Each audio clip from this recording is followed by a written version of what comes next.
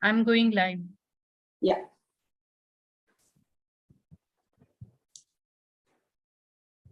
Hello, good evening. Welcome to MentorMyBoard Boardroom Talk series. It's my indeed pleasure to welcome you to this second series of Boardroom Talk.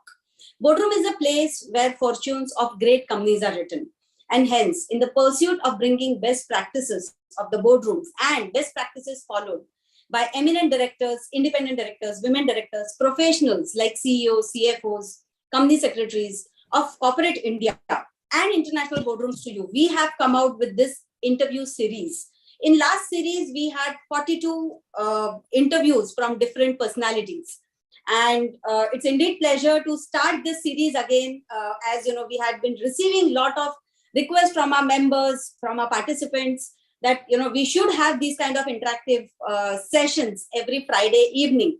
So we go live every Friday evening at 6:30 for 30-35 minutes. And this is the time where we interact with experts who are working, who are associated with the corporate India, and they are working very aggressively to bring the best governance amongst the corporates. So let me also introduce MentorMyBoard to you. MentorMyBoard is a place where it's a platform where corporate directors come together to learn, to network, to sharpen their boardroom skills and get opportunities of serving on the companies and to act as directors in various capacities. So we are on a mission to transform Indian corporate directors and boardrooms and create a community of 1 lakh directors in next 5 years. So we help directors who are continuously looking to sharpen their boardroom skills, leadership skills, upgrade their knowledge on best practices, governance practices, and also help the companies, on the boards of the companies where they serve as directors. Now, let me tell you, we have been receiving and conducting these boardroom talk series, last 3 sessions, and I have been receiving a lot of, kind of response from people that this is a series which, really gives the in-depth insights of the practicalities of the boardroom. So kindly do share, like, subscribe our Facebook page, LinkedIn page, YouTube page, and YouTube channel of MentorMyBoard. Join our community of Circle of Directors.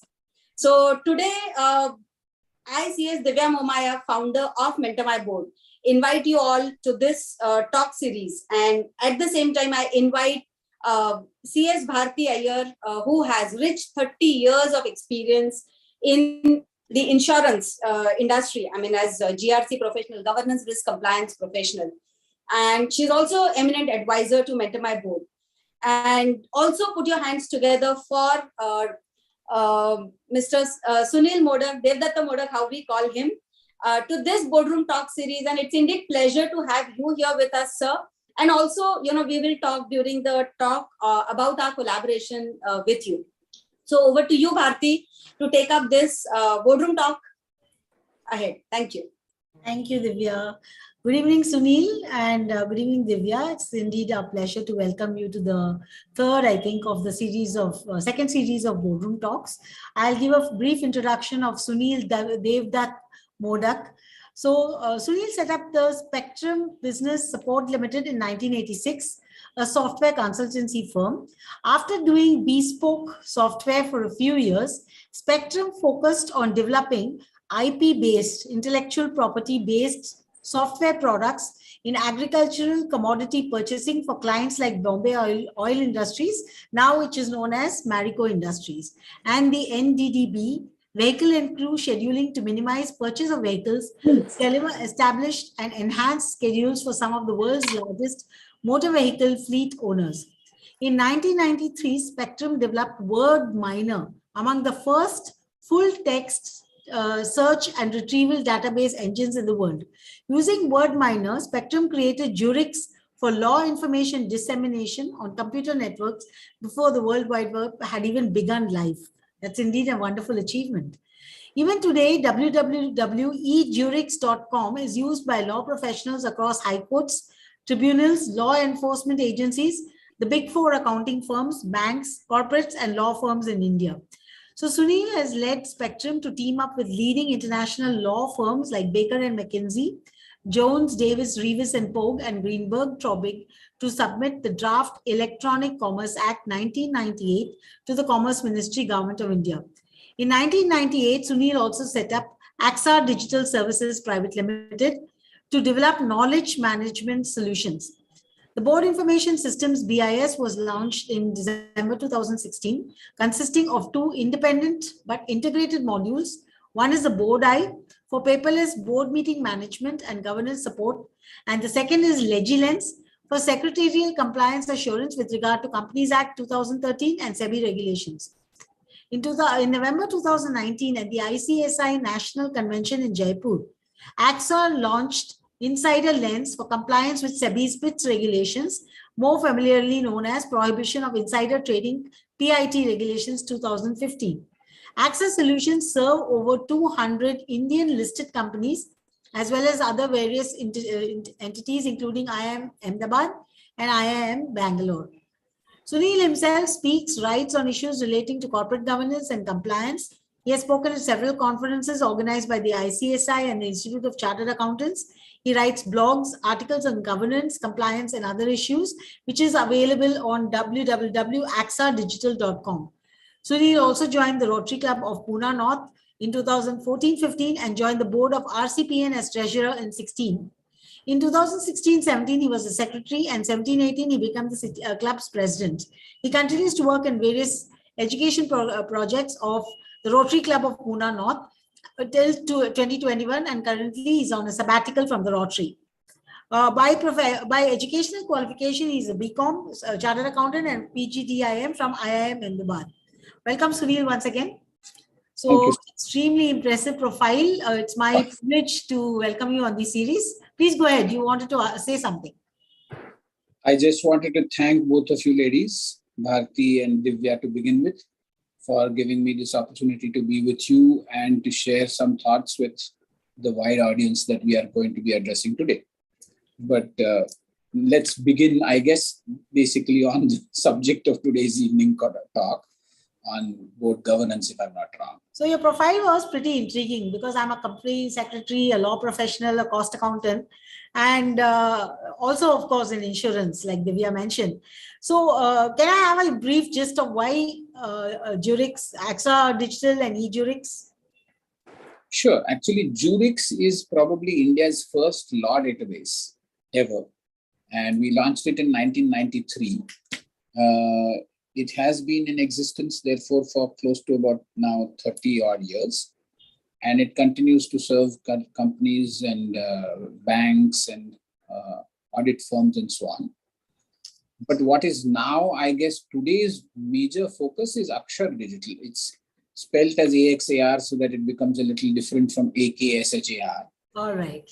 But essentially, the name is Axar. And it is for the purpose of, providing solutions around compliance and governance, which is the focus of today's talk. So I guess we could potentially focus on that, because today, one big thing that I thought I'll also say to you, I was talking to Divya a little while back. The Institute of Company Secretaries has been a source of both input and inspiration to us. We have had a long relationship with the Institute. We've actually hosted the Institute's own knowledge management portal, which was hosted on their own website for about 6 years. And various presidents of the Institute, past presidents essentially, have been people whom we have worked with. We continue to work with firms of company secretaries even now. And all our products are audited by company secretaries to confirm compliance with the regulation and up-to-dateness of the compliance. So essentially, rather than just relying on my word or my colleague's word about whether the product is good or bad, our clients rely on the word of one of their own professional colleagues. Yes, exactly. And it's a firm of roughly about 150 practicing company secretaries. Wonderful. They audit over 40 large listed companies, and they also certify our product as compliant and up to date, which is the basis for our ability to sell these products to the client. Absolutely. So all the independent directors and company secretaries who are listening in, assurance, from none other than the architect of Axar Legal. Axar Digital Services. Just coming to the next question, how do you feel that your products help boards to manage themselves better, to promote corporate governance? Because everybody is now very much sensitized to corporate governance, establishing the 4 pillars of corporate governance, so to see, like transparency, more importantly, accountability, compliance, all these 4 pillars. How are your products, helping to strengthen these pillars to ensure that they remain, strong, and they further promote corporate governance? Excellent. Okay, so let me answer it like this. We call our product Board Eye. That's the brand name of the product. But we are essentially, the tagline is for continuous, into inverted commas, board governance support rather than periodic board governance support. As you know, most boards meet only periodically. They meet once a quarter, maybe once in 2 months, depending on the nature and the size of the business, their frequency increases. Like, for example, large banks, probably Star Health, which is your company. I don't know how often your board meets, but basically meetings are dictated in terms of frequency by the size and the nature of the organization and its activities. But quarterly meeting is the minimum required under the law.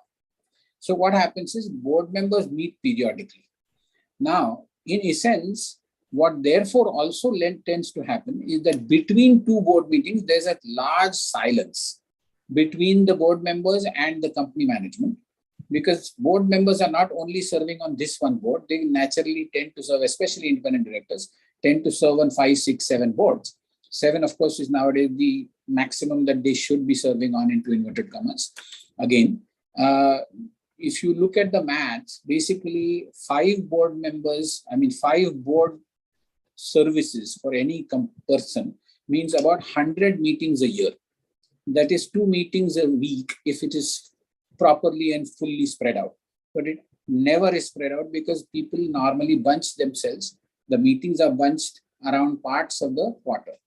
So what happens is continuous board meeting governance is something that is almost impossible, which is the norm nowadays. Where Board Eye makes a difference is that Board Eye allows the user, especially the director, to stay on top of the inputs from the company secretary on an ongoing basis, without necessarily having to look at their mailboxes, without necessarily having to have telephone conversations. The portal will provide inputs on both compliance as well as action taken reports in respect of decisions taken by the various committees that board members serve on, as well as the board itself. This is the main difference that we make: continuous, into inverted commas, board governance support rather than periodic. Did I make sense to you? Yes, absolutely. On the flip side, we, from the board's outlooking in, yes, perspective it's excellent, this tool, because it gives them a look into the operations, anticipate what could be the possible pitfalls which are going to come, and proactively take some action, because MIS is almost always numbers. MIS is all about another perceptions, presentation on the numbers. All right. Whereas an independent director who comes once a quarter into the board, he would like to make his own analysis, and he would like to draw his own conclusions. So this is very useful with where Board Eye is concerned, your product. But on the from this thing of the executive management, I'm hoping that they also understand the need for this, because they must not understand that this is this is micromanaging from the outside directors. It's not. Actually, this type of a tool is very much required to give an assurance, to their peers on the board, that even from a remote, and not necessarily once in every quarter, you have your finger on the pulse. So it's a very wonderful tool. What are the good governance practices you foresee, and what are the current gaps you think are there right now? Actually, there are 2 major parts to a director's responsibilities to a board. One is to be able to guide or coach, if I may put it that way. the executive management of the company. The role of the board, as you can appreciate, I'm sure you will, is not to run the company. It is to guide the company's executive management in what are strategic and risk issues, which at that level they should be concerned about, they should be asking questions about, they should be informing themselves about, and they should thereafter be advising the company's management about. It cannot be the role of the board to actually run the company. It is the role of the board to advise the people who are running the company, right? So that is the first thing. So in essence, the best practices should surround the whole idea of how board members can be informed well, informed as much in advance as possible, and from whom advice is sought. So board practices that seek advice and board practices that involve board members in their area of expertise. So boards need to be, the second thing that board need to have is diversity and balance. If you have diversity and if you have balance, then you are going to get a board that is clearly capable of advising the executive management of a company. Your insurance company, for example, if your insurance company's board is only consisting of insurance professionals, you're probably not going to get the right kind of mix of inputs that you probably will need. Of course, I'm not trying to advise your board right now, but I'm taking an example. The idea is that a board must consist of people who have wide experience across the economy and who are therefore in a position to advise the executive management on what can be done. So board practices which involve essentially advice seeking and informing board members to enable them to give advice are the board practices that will become really good board practices to be followed. Yeah. Timely information supply is the critical thing to be talked about. Right? Timely is all the most important because MIS is supposed to be timely. But what was said is too much of analysis leads to paralysis. So when you do so much of analysis and drill down of numbers to give to the board information which you perceive is their, burning question of the day, by the time you analyze and break it down, the moment is past. The relevance of your information becomes irrelevant because of the passage of time. A matter of hours nowadays it becomes stale. Correct. So high profile risk issues and as much in advance information supply are the two critical things that will enable board members to advise. So what should ideally happen in terms of board practices? What are metrics like we discussed the other day? What kind of metrics can we talk about? If you talk about metrics, simple metrics are things like, is this particular company well governed? Is one big simple example is, are the accounts being done in a manner where within the quarter following the closure of the year, the board has actually been able to take a clear picture of what happened the whole of last year and have an AGM within that quarter. That would be simply tremendous if that can happen. If it needs to go up to the 6-month ending, that is something that basically is allowed under the Companies Act, but essentially a slightly later than necessary kind of a situation. Agree. So that's one metric. The second metric is, does the board recognize that it needs to evaluate itself? This is a statutory requirement, as you are aware. Any company, and it is not a SEBI regulatory requirement, it's a statutory requirement under the Companies Act. So any company which has 25 crores or more of paid up capital needs to evaluate its own board itself. The board needs to evaluate itself. So the board evaluating itself on a regular basis, at least once a year, which is the minimum prescribed by the law. These are the two things that are critically important. Timely announcement of financial results and board evaluation for the board to evaluate itself and correct things that it may have been going wrong about on its own, so that it can be the best guide possible for the executive management of the company. I totally agree, because board evaluation is basically for the shareholders, because at the AGM, you are now going to have those recommendations of the board and you have to evaluate the performance of the past financial year before you nominate them to be the director in the next financial year. So anyway, it's a very useful tool as I understand it. Now, the governance practices, are they limited in your opinion to tick box activities or improving better understanding and, No. because a lot of compliance is perceived as checking the tick box. So, and governance and compliance are almost always interchangeably used. So what is your opinion vis-a-vis board I? I'm so glad you asked me the question. Actually, there are governance and compliance are two different things. Compliance is a platform on the basis of which good governance can happen. If you do not have good compliance, you cannot be said to be well governed. I mean, okay, so compliance is a foundational activity. Compliance and governance are not equatable. Without good governance, without good compliance, you cannot achieve good governance. That is the basic funda. And in essence, compliance is not a checkbox activity, which is an unfortunate understanding, which is clearly not an okay understanding.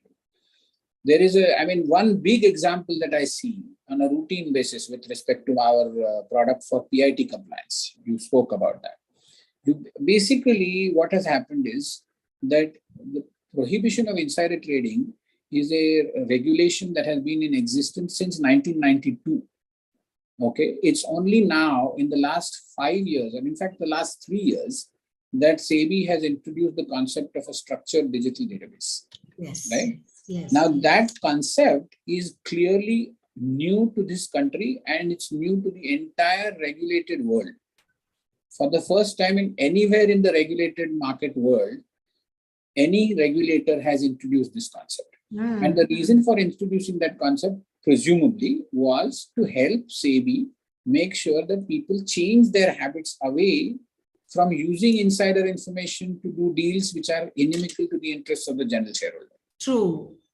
So in that context, compliance, if you ask me again, compliance which is well appreciated and well executed, creates an image of a company that is fabulously good for us to invest in. Yes. As investors, both as large investors, which are either PE firms or even our mutual funds. In this country today, now the mutual fund industry has grown to the point where we don't depend upon foreign investment in order to determine the market prices of our shares. You have mutual funds making a large contribution to the investment capital in this country. Correct. Even they are going to be a whole lot more impressed with compliance being done well in order to tune their investment, in order to focus their investment. So compliance being good is different from governance being good, but True. Is essential for governance to be good. Oh, that's very well answered. Huh? Very well answered. And I'm so glad we are talking along the same lines. Yeah. So Divya has a few questions. So it gives me really enlightening. Thank you so much. I really enjoyed talking to you. Thank you very much, Bharati, for all the questions. Thank you. So taking the interactions ahead, Sunilji, see, MentorMyBoard has been working towards, the directors of, basically the promoter directors or, even the SMEs, MSMEs, where governance practices are, yet far from the reality. So how these kind of products, my always question is that how these kind of technological tools can help those small, companies wherein they really don't need to hold, so much of governance or compliance burden. So do you have such kind of solutions for those companies, and what kind of solutions you recommend, or what kind of governance practices you recommend them to follow? So that is my question. Okay. So let me answer it like this. There are two questions that you're asking me. One is it extremely expensive for SME companies or SME board companies like they have in the BSE? Right now, there are 407 SME board companies to my knowledge and growing. And is it possible for them to adopt professional management practices of the sort that we are talking about at a cost that they can afford? Number one. And number two, is it really something that they ought to do? Is it really going to help them? So I think the first question I will answer is the second one. to my mind, it is very, very helpful to professionalize into inverted commas.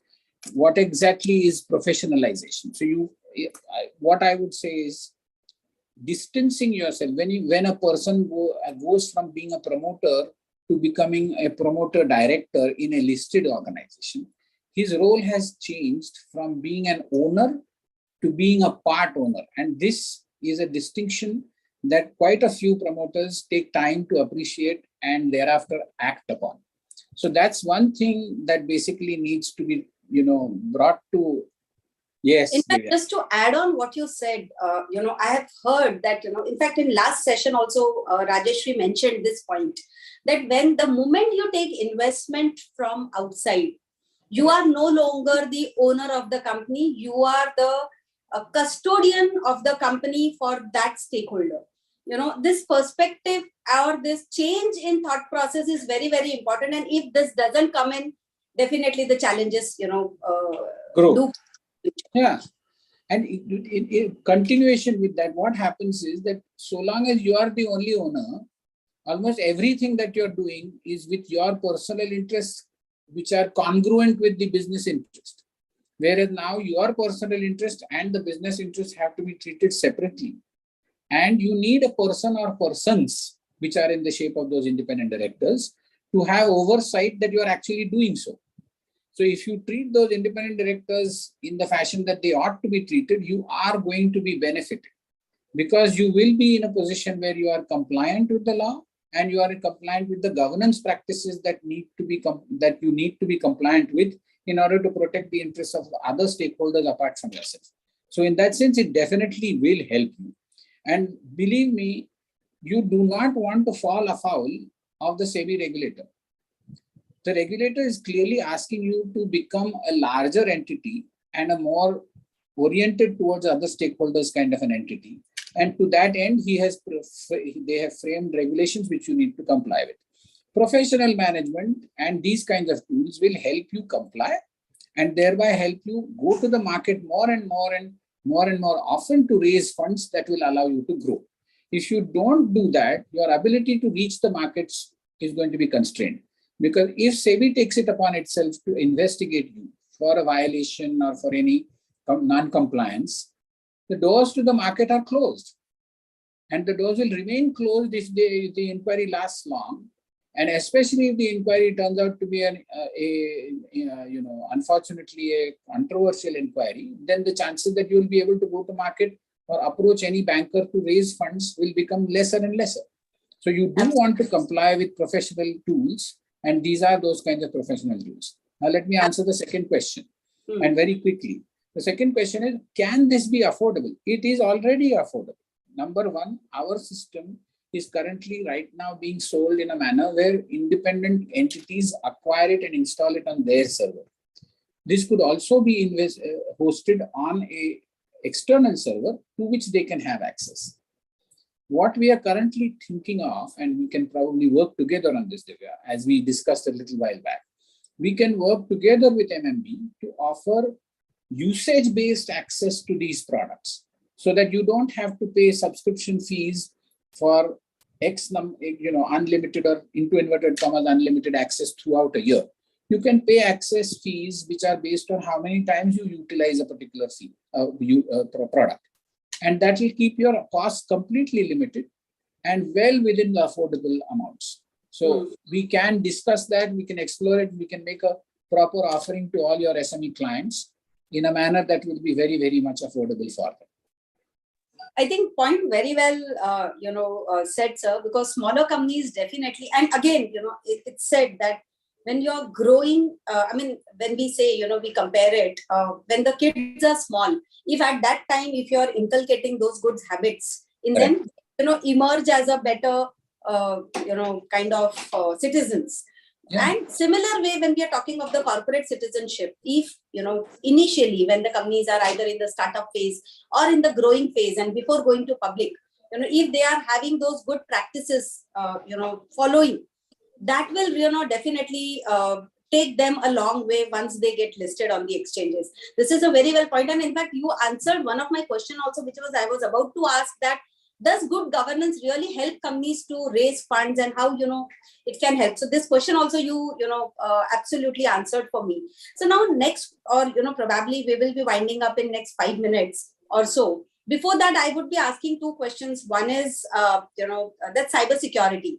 So how, when you create those products, how, you take care of the cybersecurity aspect, or the security, because you're talking of PIT regulations, insider trading regulations, and this becomes very important for companies to maintain the privacy of the critical information, unpublished price sensitive information. So how does your products, kind of take care of it, and any future trends, if you see in these kind of challenges, or something like that? Okay, so there is one that is clear. The first thing that I will address is essentially the issue about data security. What is most important is that your confidential data should remain confidential. Confidential information should remain confidential. So both our products, at least right now, what we are talking about is the product called Boda and the other product called Insider Lens, which is basically for PIT compliance. And of course, together with Boda, the board gauge product for board evaluation. All of these products have inherent 256-bit encryption of all the data. So that what happens is that the data itself is encrypted both in situ, which means in place, as well as in transit, which means when it is moving from place A to place B. What that does is that even if a person manages to somehow crack the link and access the data, he or she is not going to be able to open that data and read anything. So there are limits to what all you can do in order to protect your code, your data. Everything has its own limit. If there is a lock developed by one human being, there is always a key that can be developed by another. So you can go on scaling up your protection mechanisms, but there's always somebody who's going to try and break it. The biggest and best approach is to protect your data. So what we try and focus on is to ensure the data is encrypted in a manner that it will take months to decrypt it.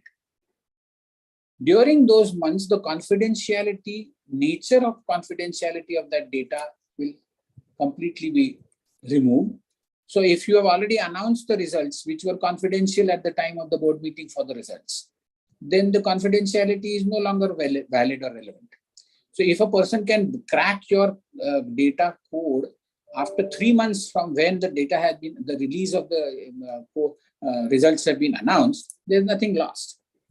That's the point that we are trying to make. So we try and encrypt the data. That's the focus of our activity. We can't try to protect everything completely because that's physically impossible. So we don't try to do that. We try to keep ourselves time-wise ahead, so that we make it very difficult for a person to crack it in a time where the data has confidentiality. If he cracks it after the confidentiality is no more in existence, then no problem. Making sense to you? Absolutely, absolutely. So last question, which one of our participants has also mentioned in the chat box, is about role of independent director. And what he is asking is that how people can crack those opportunities. That's number one. So your experience, I mean, probably you have seen a lot of companies, listed companies, unlisted companies, or which are going for public IPOs. So how do you really, get those opportunities? That's number one. And the another thing is, any last, kind of a note or a suggestion from your side for independent directors when they're sitting on the board to be, technology savvy, or, how do they ensure that, yes, these kind of regulations are complied with, or, any kind of suggestion which you would like to give to independent directors through this platform? Okay, so let me answer the question in two ways. One is from the point of view of the independent director, and two is from the point of view of the promoter. So for the promoter, getting two independent directors, or at least one really independent director, not a cousin of your wife or your brother-in-law, relatives are normally people who are not going to be independent. So try and get really independent directors. And once you get an independent director who has relevant experience to help you in your activities, you are going to be benefited, is 100% certain. So please find those guys. It's difficult to find them. Why? Because today the liabilities and the information requirements are significant upon the company. If the company does not provide those, the independent directors will find it difficult to come on board. So it is for the promoter and the executives to find people who will be fed the right kind of information on time. From the point of view of the independent director, what does he or she do? He or she is clearly required to ask questions which are tough if necessary.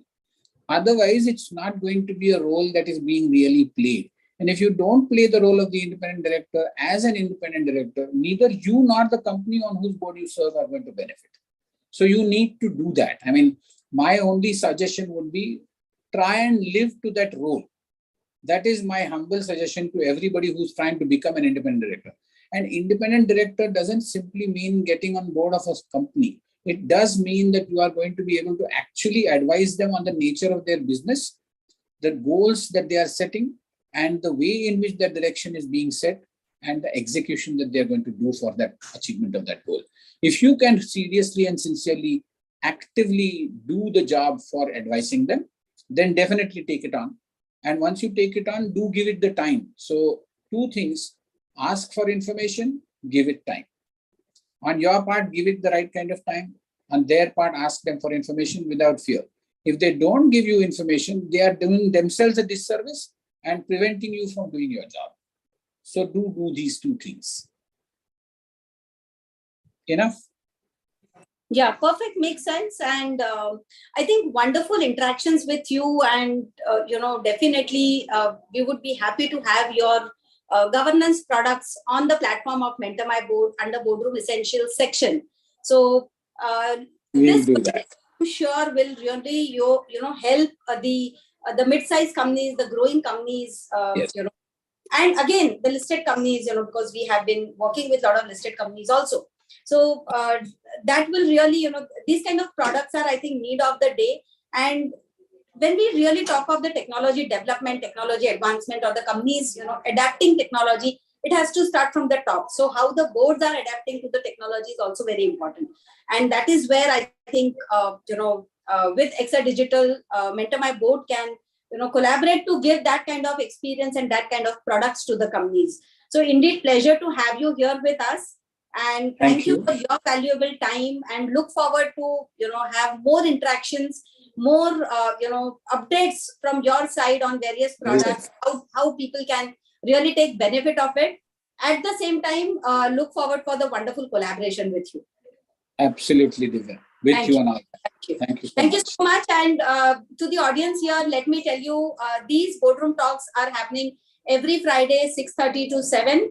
And apart from this, we have various initiatives which are happening, which includes, we are launching Boom, the second batch, which is starting on 20th. There is a boardroom mastery, which is coming up in January. Independent Directors Summit is, what something is being planned. Last Women Directors Conclave, we had Honorable Finance Minister of India, Nirmala Sitharamanji, gracing the occasion for us. So I think these are some initiatives wherein these are small efforts from our end to bring the better governance culture for the corporate India, which starting from the smaller companies to the big companies. So, with this, I, say bye to everyone here, and thank you, Sunil ji, for being here with us, sparing your valuable time, your insights for all of us. Thank you. Thank you very much, Divya, and all the best to all of the people who have been listening to us in better governance and compliance. Thank you so much. Thank you so much. Bye.